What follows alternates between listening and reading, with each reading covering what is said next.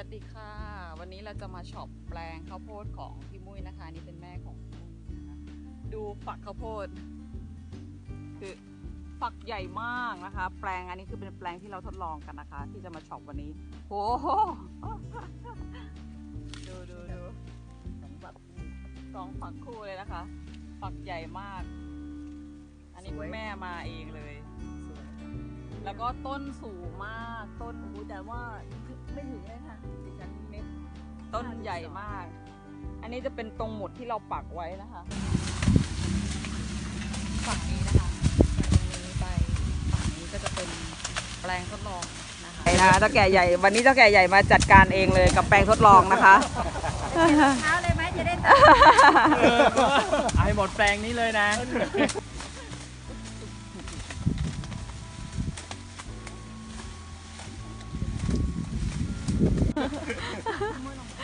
ครับไม่ต้องวัดวางนอนกับพื้นอะไรบ้างอันนี้คือระยะที่เขาตัดแล้วอันนี้คือตัดแล้วใช่ครับ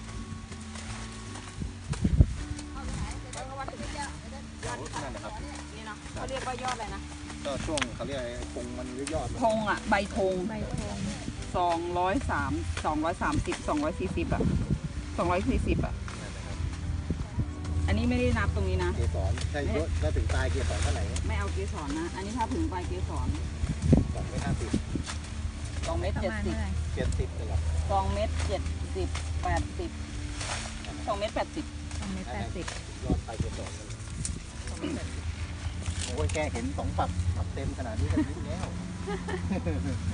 ยิ้มแก้มปรีเลยใช่ไหมคะผมว่าพี่เนาะเปิดหน้าน้อย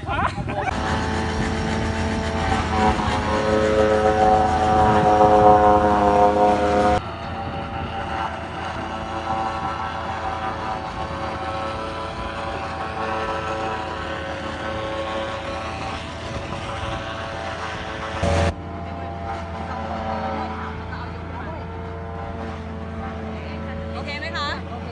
เคครับกินแล้วจะขาวบวมเหมือนวัวคุณแม่เจ้าของแปลงนี้แบบว่า บวมต้องไม่กินข้าวโพด ประทับใจมากค่ะเพราะแป้งโปรตีนอย่างเงี้ยมันจะเยอะมากเลยค่ะสวยมากเลย ผลลัพธ์ของแปลงนะครับก็คือตรงโน้นอ่ะ1 ไร่เนี่ยหลังจากที่เราช็อปหรือเราบดทั้งต้นทั้งฝักเฉลี่ยอยู่ประมาณ 6,100 กิโลหรือประมาณ6 ตันนะครับถึงสรุปนะครับก็คือต้นทุนนะคะเนาะครับผมก็คือตรงโน้นอ่ะเก็บเกี่ยวจะได้ประมาณ 6,100 กิโลก็คือ6 ตันนะครับซึ่งจะเยอะกว่าตัวนี้ 5,800 ก็คือ